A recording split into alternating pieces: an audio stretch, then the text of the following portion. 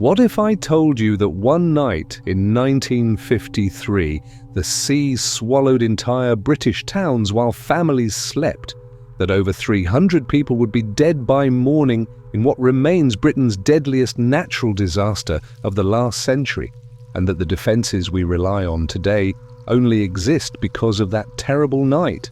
This is the story of January 31st, 1953. The night the North Sea came to collect a debt Britain didn't know it owed. The storm nobody saw coming. It's Saturday, January 31st, 1953. Post-war Britain is still rebuilding. Families are gathered around wireless radios, children tucked into bed, chip shops closing up for the night. Just an ordinary winter evening along the East Coast, but 100 miles offshore, something catastrophic is building in the North Sea. The Met Office had issued warnings on Friday about a developing storm system, deep low pressure, high winds, spring tides approaching. But these warnings came regularly, and most people simply carried on with their weekend plans. After all, the sea had always been there. The walls had always held. They had no idea what was bearing down on them. By Saturday afternoon, winds in Scotland reached 126 miles per hour. The Princess Victoria ferry crossing from Scotland to Northern Ireland that morning fought for survival against waves like moving mountains. At 2 p.m, the captain gave the order to abandon ship. Of 179 people aboard, 133 drowned. But this was only the beginning, the wall of water. As hurricane-force winds screamed south down the North Sea, they pushed water ahead of them like a snowplow. Combined with spring tides and low atmospheric pressure, the sea rose over 18 feet above normal levels.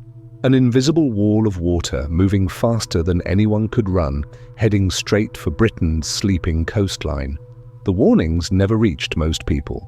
Television was rare in 1953. Radio stations had signed off for the night. Around midnight, the surge hit. When everything broke, first Lincolnshire, then Norfolk, Suffolk, Essex. Seawalls that had protected Britain for decades simply vanished under the force. Over 1,200 breaches opened along the coast, each one pouring millions of gallons of freezing seawater onto sleeping communities. But Canvey Island took the worst of it. This low-lying island in the Thames estuary was home to 11,000 people, most living in prefabricated bungalows built hastily after the war. These prefabs were never meant to be permanent. They certainly weren't built to withstand the North Sea. When the sea wall breached just after midnight, water poured across the island at terrifying speed. Entire streets disappeared under 6 feet of water in minutes. Children drowned in their beds, prefab homes simply lifted off their foundations and floated away, or collapsed entirely. 58 people died on Canvey Island that night.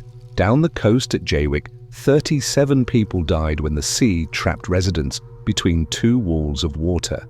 At the Anchor Hotel in Harwich, Elsie Lofts was lifted by the force of water bursting through the door.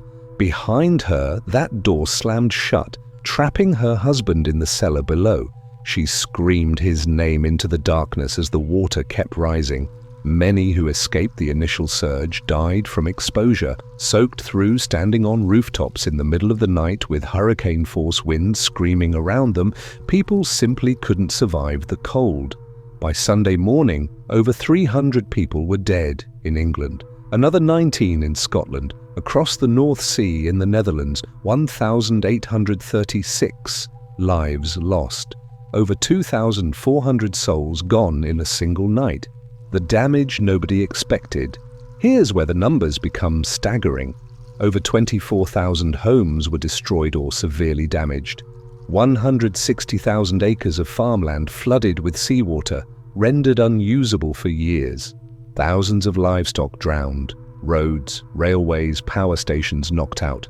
The damage in 1953 money was £50 million in today's terms, over £1.5 billion, and that's just the immediate damage. The true cost, when you factor in decades of recovery, reconstruction, and the flood defences that followed, runs into tens of billions. The government launched Operation King Canute, the largest peacetime rescue operation Britain had ever seen. By February 12th, 30,000 emergency workers were involved. Over 30,000 people were evacuated with nowhere to go. Families who'd lost everything huddled under army blankets in village halls and schools. Why it happened? In the aftermath, Britain had to ask itself hard questions. Why weren't people properly warned? Why did the sea walls fail so completely? Why were thousands living in flimsy housing right on the coast? The answers were uncomfortable. Post-war Britain was still poor, still rebuilding. Sea defences damaged in the war had never been properly repaired. A coordinated flood warning system simply didn't exist. Britain had been vulnerable and the sea had exposed it brutally. What changed forever? But here's where the legacy begins. Here's why this disaster from 70 years ago still affects every person living in Britain today. The Met Office was given full responsibility for flood forecasting and warnings. The system we rely on now, the one that sends alerts to our phones when flooding threatens, exists because of 1953. Before that night, there was no coordinated warning system. Now Britain has one of the most sophisticated flood prediction systems in the world. Sea walls were raised and strengthened all along the east coast. New housing regulations banned building in vulnerable low-lying areas. If you've ever wondered why certain coastal areas can't be developed, this is why. And most significantly, planning began for the Thames Barrier. This massive engineering project took nearly 30 years to complete, finally finishing in 1982.